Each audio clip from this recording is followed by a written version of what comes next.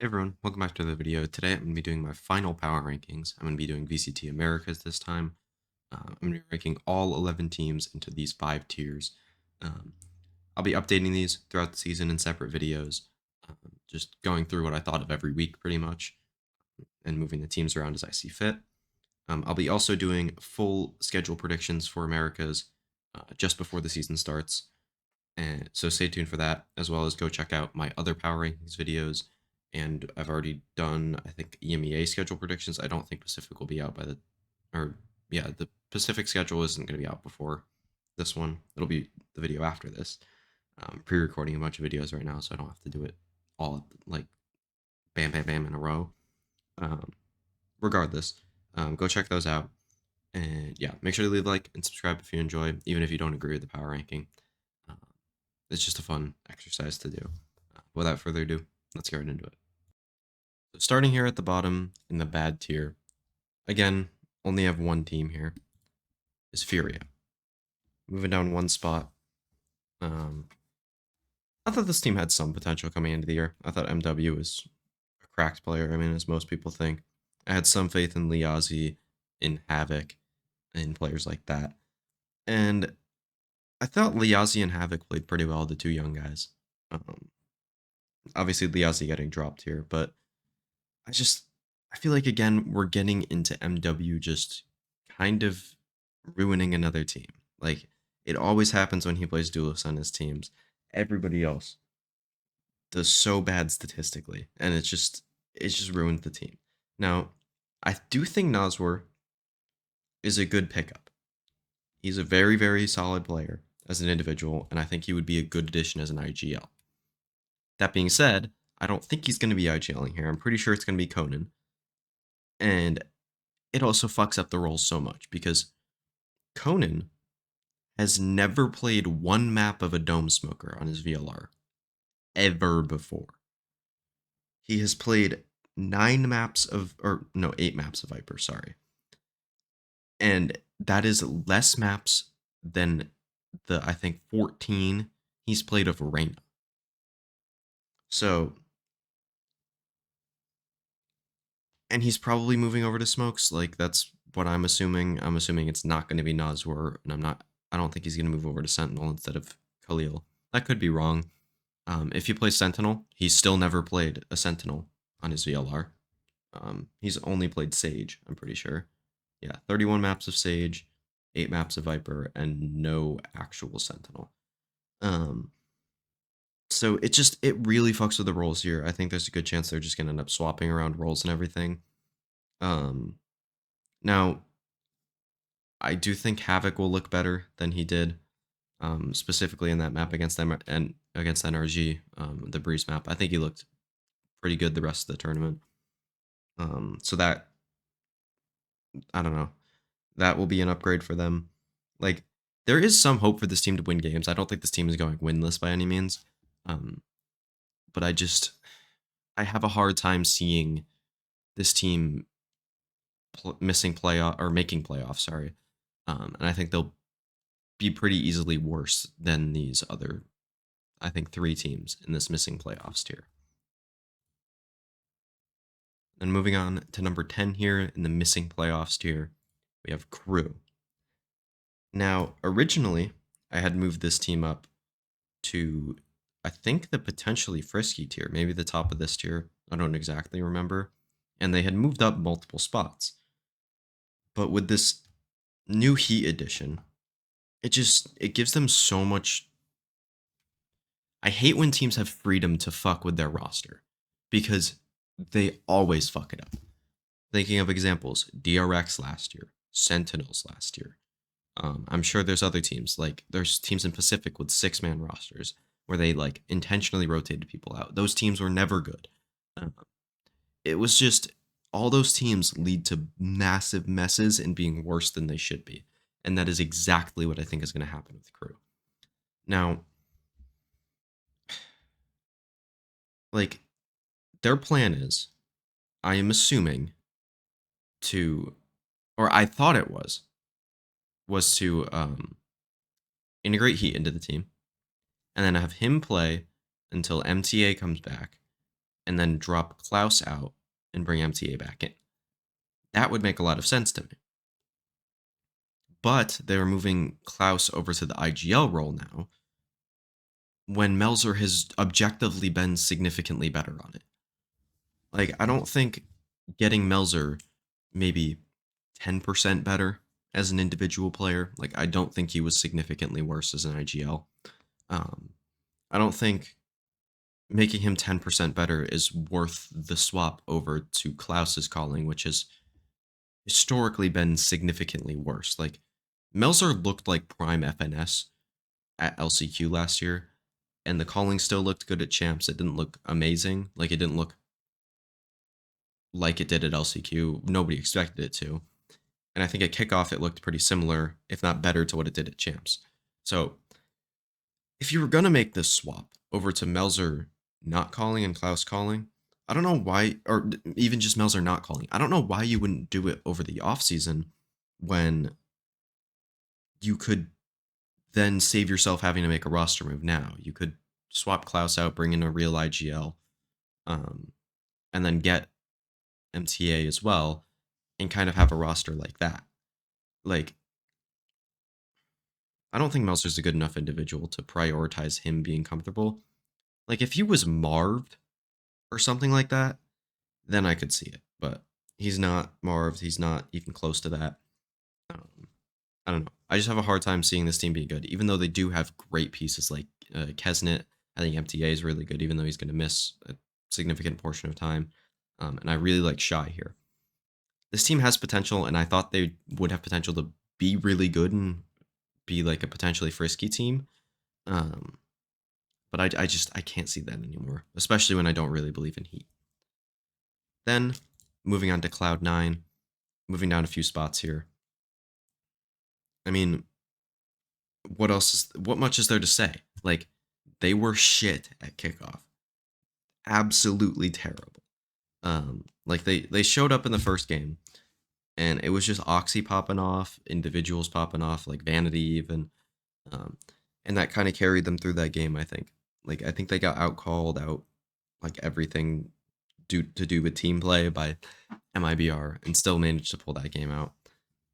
And then MIBR started hitting shots in the second game, and they just lost.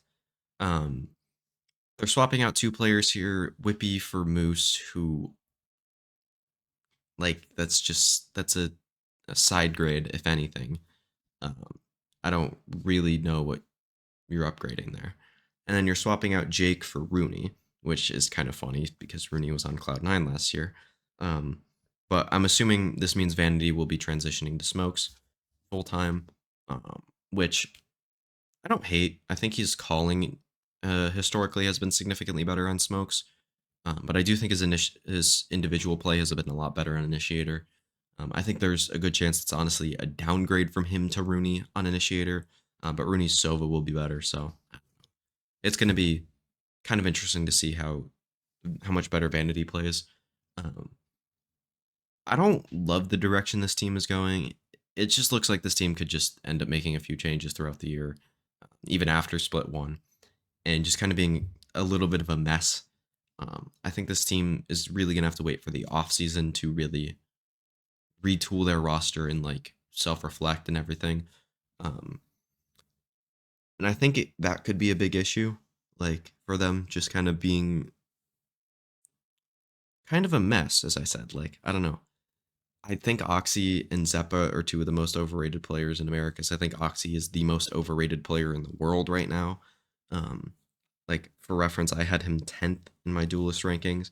To be fair, that was in a tier where I don't think there's a big gap between anybody from like 6 to 11 in America's.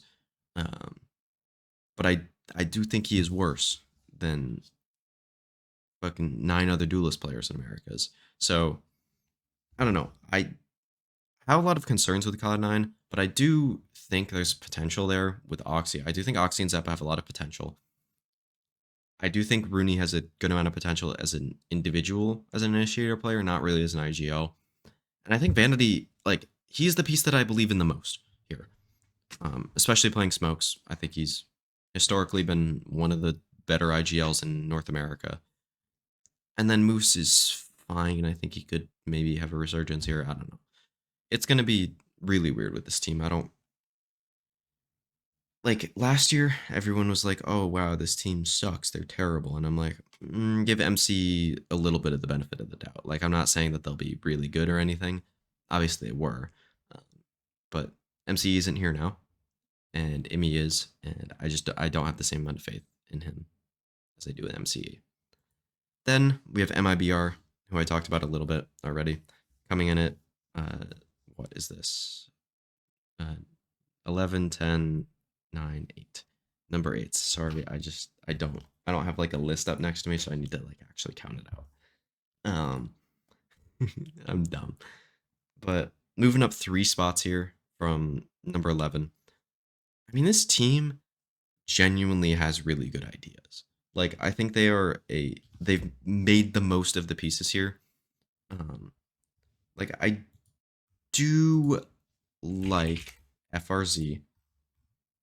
I like RGL a lot. I have liked him. People were calling me insane for having him in the top half of my smokes list coming into the year, and I think he's been about that, if not better. So he's been really solid for them. FRZ, I think, is a really good Sentinel player. I think Mazin has been a fine IGL. Nothing really more than that. And then the last two pieces here, and Artsine and JZZ. Like I thought Artsine played well. I thought he was pretty decent coming into the year. Obviously, I had him at the bottom of my duelist rankings, um, which I don't fully disagree with. Like I thought he played well in one game, and then the rest of them he was kind of like he had moments. So I do have concerns with him being good for the rest of the year, but for right now, I thought he was pretty good. And then JZZ, people are saying he's genuinely good because he's forcing this team to play double duelist every map, and his Sky isn't good, and he doesn't play anything else. Like, I mean, I guess he plays Sova to a okay level, but this player is genuinely not good, and I think this team is gonna have to make some more changes, at least at the end of the year. But I think they can ride through with solid fundamentals and team play and just ideas in general.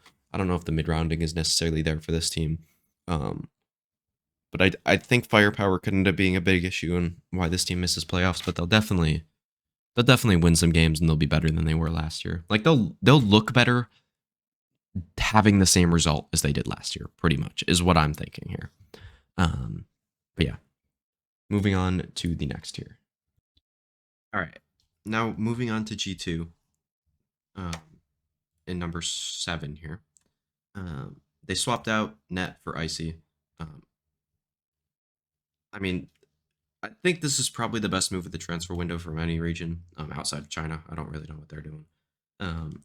But like outside of Icy, like being, I mean, I think Icy will be pretty good, considering that Potter scouted him in the past and he was on EG last year, and G2 is deciding to pick him up here for a tier 1 opportunity.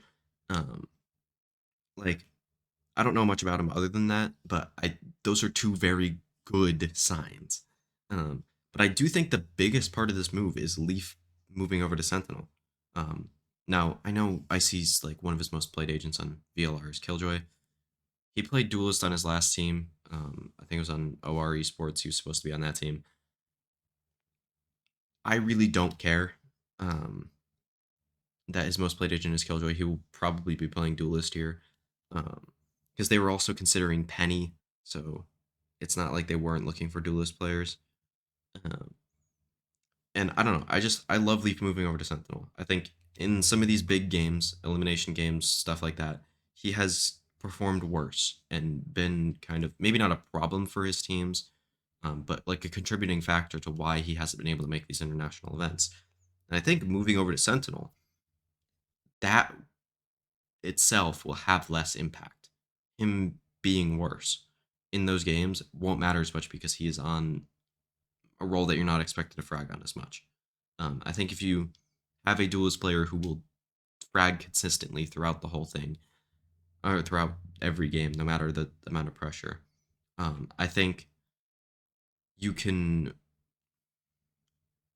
potentially go further or like at least get over the hump in those final games, I think is the best way to describe it. Um, that being said, I am moving them down 2 spots here because I do think they had quite a disappointing kickoff. Um, I just kind of want to see more from this team at a tier 1 level before I really rank them too highly. Um, I do think some of their comps were weird. I think playing Trent on Viper off, so like especially when you're playing Sova on the same map. I know Jonah was good on the Sova, but I don't think he was better than Trent would be um, in that same role. Now, obviously, Trent's Viper is better than Jonah's Sova, so or than Jonah's Viper. So like, what are you really gonna do? But I do think they're trying a little too hard to force Viper sometimes. Um, I don't know. That's just how I feel about it personally. I think that a lot of the solo initiator with Viper stuff isn't great on some of the maps, like Ascent specifically. I think if they just played the default comp, they would all be on comfort roles. I'd like to see them do that a little bit more before I rank them super highly. But I do believe in a lot of the pieces here, and Valen, and Trent, and Jonah, all those three, and even Leaf on Sentinel now. Like, I believe in all those pieces. I think they can integrate Icy very well. I just I don't know, man. There's some concern in me, but there's some belief at the same time, and I just want to see more. That's all I want to see. Then onto EG, who I have at number 6, moving up 2 spots here. I mean, Potter is just the greatest coach of all time. Even with players not playing very well at all as individuals, namely like I thought Apoth was good, but I don't think he was like a top half Sentinel player in Americas at all. Um, like even though he was good, I still think there was that like he's not a great player by any means.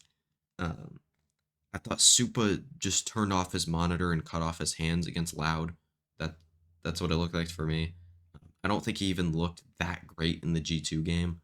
He looked fine, um, but like Derek is back, who is a big source of optimism for me. Jogamo is still Jogamo. I mean, hell, I thought he was going to be good even when he was slated to play duelist for this team um, back at the beginning of 2023. Like I didn't think this team would be good, but I thought Jogamo would be a good piece. And then I thought Nature's Calling was good and got better throughout the tournament, and he was fine as an individual. I do actually like him as a piece here because I think Potter historically had, I mean, I guess just with Boostio, but Potter historically has developed Boostio in a very good way, and now Boostio's succeeding on 100 Thieves, who we'll talk about in a little bit. So I think there's a really good chance that Nature's Calling just it gets better throughout the year, and he's a very, very good caller at the end of the year. Um, but there's still that chance that he falls off, that Derek goes back to playing like he did last year, and the rest of the pieces kind of like Apoth specifically falls off and is pretty bad, and then Superman stays how he is. Like I don't think Superman's going to change at all, no matter if this team is good or not. Um, like I think the other 4 pieces really need to turn up. Uh, Like Superman will have his games where he plays really well, but usually most of the time he just is inconsistent and not doing too much for the team. So I think both these teams have a lot of upside in EG and G2. I just don't see them being as consistently good as any of the teams above them. Or I don't even think their highs are even going to be in like up into this international contenders tier. Like I don't know if they're going to be able to take games off of your Sentinels, your Energies, and I won't say all the teams in that tier, but like obviously everybody knows how good those 2 teams are. So I'm just naming them. I'm not trying to spoil anything, but yeah, some hope for some of these teams, but I just can't rank them over anybody above them. All right, and moving on to the great teams tier now. I think these are 2 teams that should have expectations of making Shanghai. I think every team up obviously should. And we're gonna start here with 100 Thieves, moving up one spot after kickoff. I thought they looked fairly good, even though they went out in two. They were stuck in a group with Osbos and the Madrid champions, like along with the other team that went to Madrid and Loud, but obviously they didn't play them, so that doesn't really matter. Um, I thought quite a few pieces here looked pretty good. I don't really love how they mesh together, and I'll talk about that afterwards. But I do think Cryo, specifically on the Astron split, looked really good. Um, I really liked how he played that. I think he'll continue to get better the more he plays the smokes.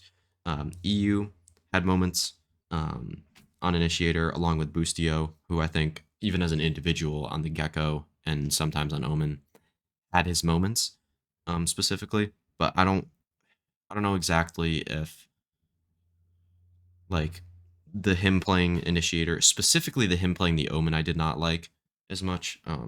I'd like him to play more Sentinel. I'd like them specifically on Lotus to move Cryo over to the Astra and just play Boostio on Killjoy. Like I think that would be just the ideal swap to make their Lotus better. Um, I also just want to see this team with more prac. I mean, they didn't have much heading into kickoff. That was kind of like the big thing with them. And I think specifically with more prac, I think Austin is going to be end up looking better on the duelist. And playing more comps with Cryo on Jet could end up being really good for them. I know there's been some issues with his aggression in the past, specifically last year, but in the offseason events they played, I thought he looked fine.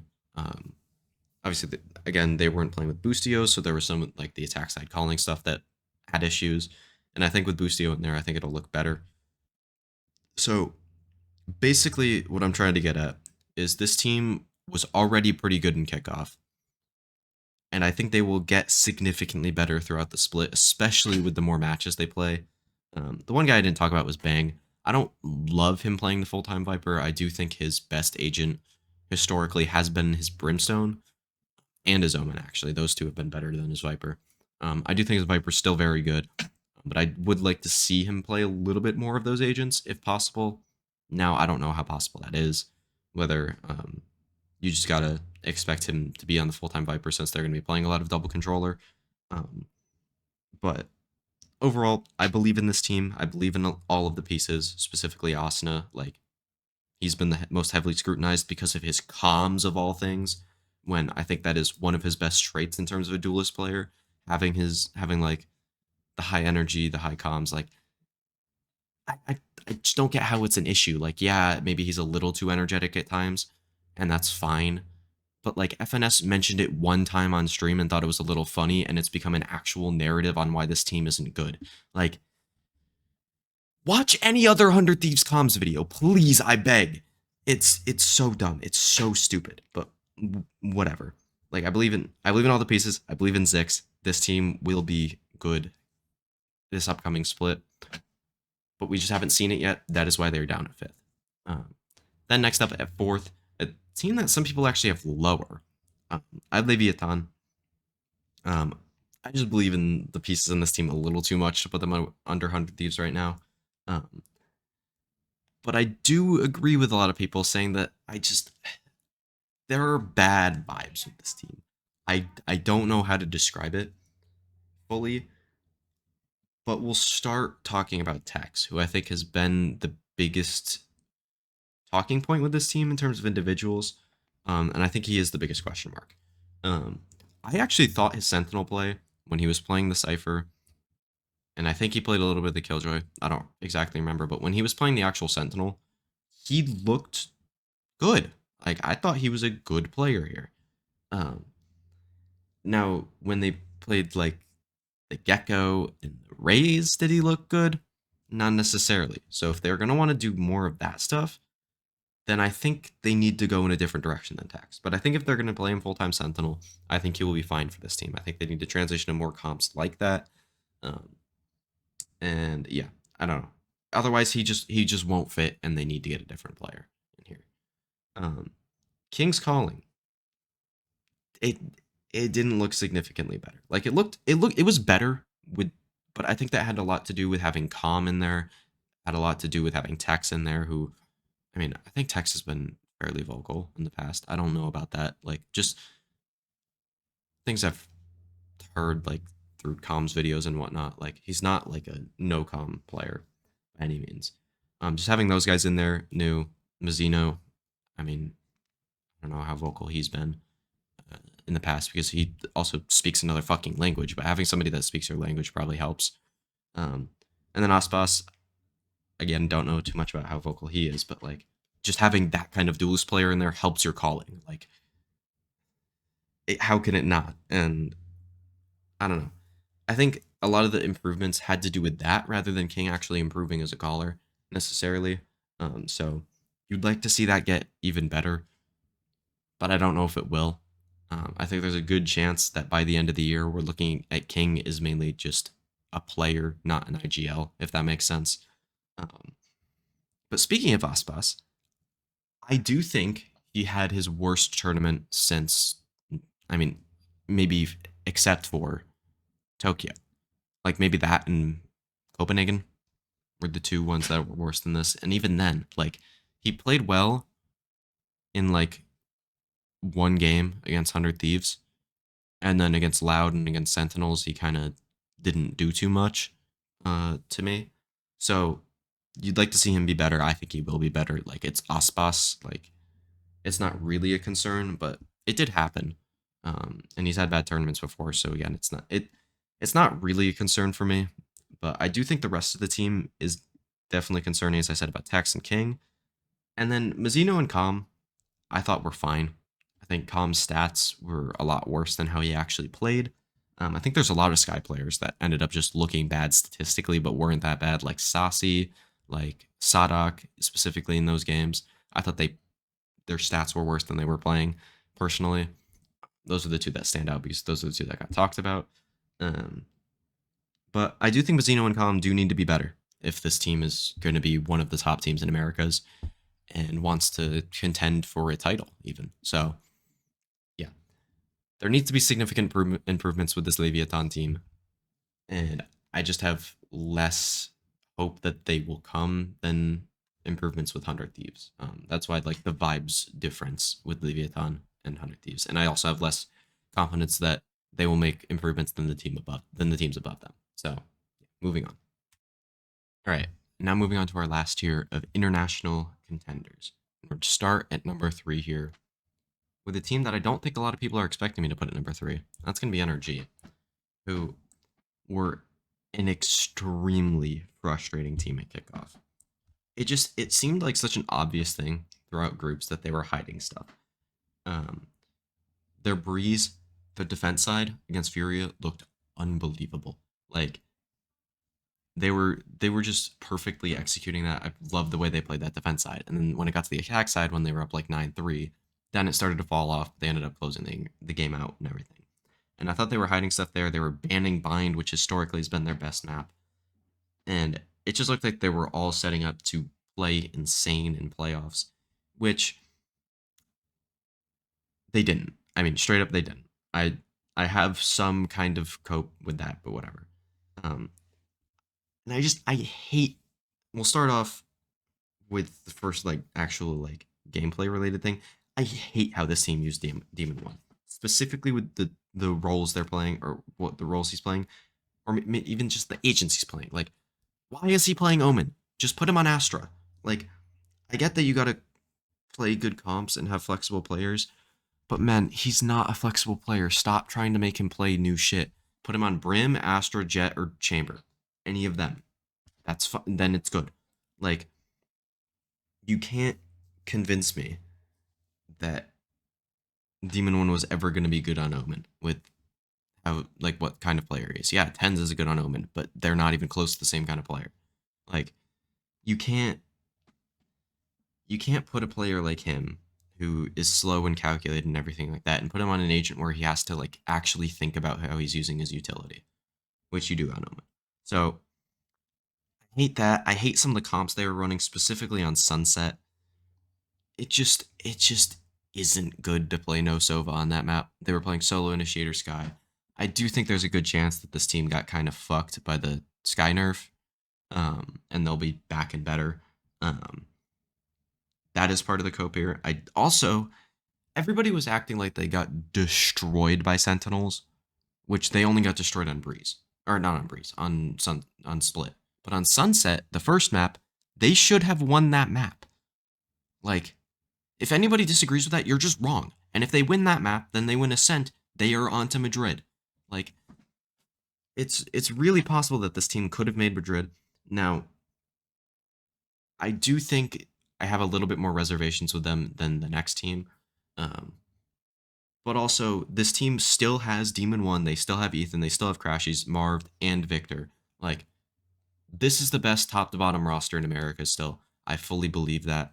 Um, they just need to gel a little bit more. I do think that, I mean, they had less practice than most of these other teams. So I do think, like, that's also a potential thing, just like it is with 100 Thieves. They play more officials together. It's energy. They always start slow. Like, I think they're still going to be an international contender, and that's why they're in this tier. I don't think there is a massive gap between them and number one. I just slightly trust these other teams a little bit more with their, like, mainly their leadership structure. Like, Ethan is a new IGL. Chat, I'm starting to have some more reservations on as a coach after last year and this year. Um, and I need to see it from them. This split, week one, they play Loud first, who is our next team here. And I need them to come out and win that game. And I'll also reveal Sentinels number one because, I mean, they're the only team that isn't revealed, and also it's just obvious.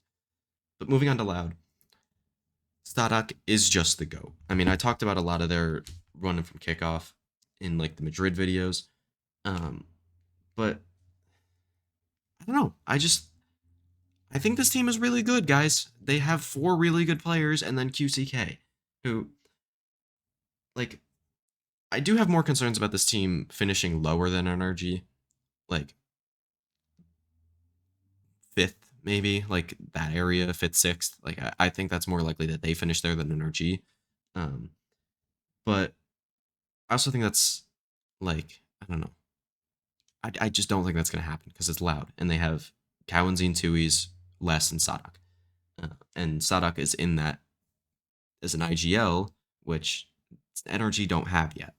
Um, I think even if they play the Phoenix, they'll still be a top five team in Americas. Like, they'll still have expectations to make Shanghai. Um, and honestly, the comps that they're playing are less of a concern to me than QCK is. He's just way too inconsistent to trust. Um, but I mean, the roster around him is so good that it doesn't really matter too much. And I still think they're going to be able to compete for the top of Americas. I just don't know about internationally, maybe with QCK. I think regionally he'll be fine and get them through the season. But I do think there's a good chance that at the end of the year, QCK does get replaced with a better duelist player. Maybe like somebody like Aspas, who is a really good Brazilian duelist player on Leviathan right now. Maybe they should go pick him up, regardless of being a fucking idiot, just for fun. Yeah, I don't know. Like, I think the smallest gap between any two teams in this list is between Energy and Loud. Like, if you put either them one or two, I'm not gonna really complain. Same thing with just any order of these tiers. Like, if you put Crew where MIBR is and MIBR where Crew is, or Cloud9 in either spot, then whatever. Like, I'm not gonna be like, dude, you're a fucking moron. Like, what the hell are you doing? Same thing with any other tier here. I just slightly trust Loud more. I think they've had less bad events recently than NRG has, so I tend to trust them a little bit more, and they have an IGL. Then, last up here, I think we'll spend the least amount of time on Sentinels since, I mean, everybody knows everything about this team's run. Zekin, best player in the world. Simply put, I mean, I don't think it's a question right now. Like, obviously, there's other players that have maybe a historical, like, GOAT status more than Zekin does. But he's really good. I mean, Tens has gotten himself back into the GOAT conversation with everything he's done for the game, and he has 2 international titles now. Like, um, he's insane. I mean, this transition to Flex, or even just Omen more so, has been so good for him. Heckin' love Tens. Saucy, even though statistically hasn't been the best player, I I mean, he's been a clutch monster for this team. I don't think like the stats really show how good he's been. Um, who else plays for this team? I mean, John is the best IGL in the world right now. I don't think it's really a question on that, or even that close with the comps that Sadok's running. I think that is part of the reason why I'd put John pretty clearly ahead of him.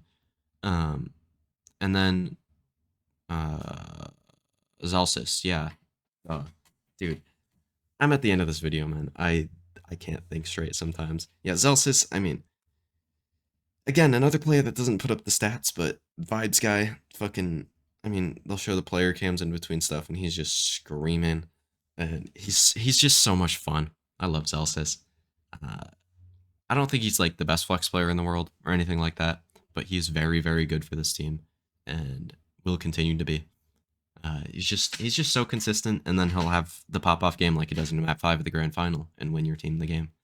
Uh, and when they have the other four players here, I mean, if he's performing, I don't think this team is beatable. Now, I still have them in this tier with everybody because I don't think they're too far ahead. Like they were close with NRG, they were close with Loud, they were close with like every team at Madrid other than like let's say other than Carmine Core, but like Carmine Core I think was closer just as like an overall level to them than even Heretics was. Um, and yeah, I don't think the gap is too big. And I think that just speaks to how close every team in the scene right now is. And maybe we could see Sen missing out on Shanghai. I do think that's possible. I don't think it's going to happen. I wouldn't predict it to happen by any means. I just think it's possible. So, yeah.